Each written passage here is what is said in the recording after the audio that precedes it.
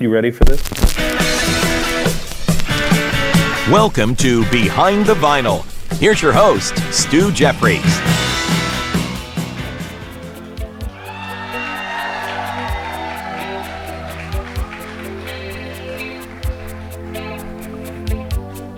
This, by the way, is my favorite and your first number one. Love to hear the story. Well, that is from that line. It was my birthday. I was 30. I didn't want to get up out of bed, and Rick called me up and he said, listen, next year you'll be more pissed off. You might as well get up now. Life begins at 30. So I got up and we went out to eat. But this, I got a clock from one of my friends, a Betty Boop clock, and I also had a loft bed. I also lived on the 5th floor. So I figured if you brought a guy home and he made it to the 5th floor and then made the next flight up the loft bed, maybe he was a keeper. And Dave Wolf, when he got to the 5th floor, he said, how do I love thee? Let me count the steps. But he actually climbed up there and broke the clock. He pushed it, it fell into pieces. So he felt bad, so he went back to his mother's house and he found this old clock and he brought that, a wind-up. It was so freaking loud, that clock, that I had to put it in the bathroom with the bathroom rug on top of it, close the shower curtain, close the door, climb up on the bed, and I could still hear it. So that's where that line came from. Lying in my bed, I hear the clock tick and think of you.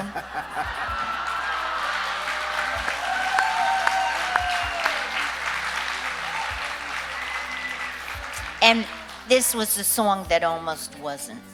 Now, this too, as I understand it, was to be the first single because at first Girls Just Want to Have Fun wasn't taking off and the record company were putting some pretty big pressure on you. I think because it was getting 5 airs. Not a lot. And but you see, because I saw what happened to the motels, remember the motels? Love the motels, yeah. Yeah, but nobody really knows the motels. They rocked. Because the record company decided to put a ballad out first and then put what they normally do. See, that's the big mistake, because once you come with a ballad and it's a big hit, you can't come with a rocker. So I told that to Dave Wolf. I said, I ain't doing that, because that's going to be the death.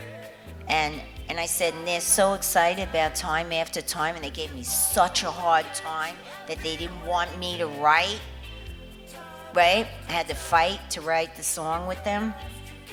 And, and then all of a sudden I was thinking, well, why don't you let me write a little more, you dirty rat but, but it was actually writing with Rob Hyman. He is so special, really. I mean, it's funny when you say, oh, he's special. But no, he really is. He's the nicest guy I ever met, which is scary. When somebody's so nice that anything you say, you sound like a rat bastard, So anyway, he started talking about his relationship that had stopped. And we just started talking. I was a big believer in write everything down. Have a conversation, write everything down.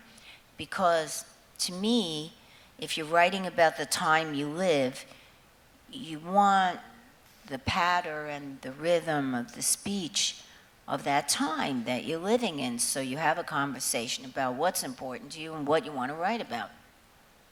And I was writing it. Now the title, Time After Time, I just wrote down titles. I think Time After Time just came out of TV Guide. It wasn't going to stay. And then when I tried to take it out, I couldn't. It fell apart. So then I looked up how many songs had Time After Time, and there were a ton of them. Frank Sinatra, Tom Petty. I was like, okay, what the hell? Sure, fine, just leave it. And I think it was from a movie about a time machine that Mary Steenburgen Yeah, was in. it's a good movie. I love that. Yeah. I love her. Oh, me I too. watch everything she does because Yeah, she's fantastic. Anyway, Absolutely. you know, when you're just sitting around, you want to veg out. That's what I do. I watch. But that's how we got the lyrics, and also Rick Chertoff was leaning over the board the other way, not in the front, but from the back. And he looked down and he said, "Oh my God, look at this.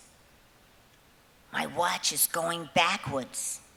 It must be a magnet. Something's happening. My watch is going backwards. Look, the second hand is unwinding." And I thought, better write that shit down.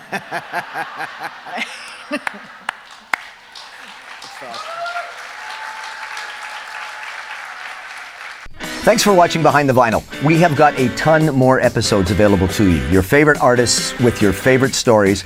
And here's the thing, we're updating Behind the Vinyl all the time. So if you want to stay up to date on that, simply subscribe by clicking right up here.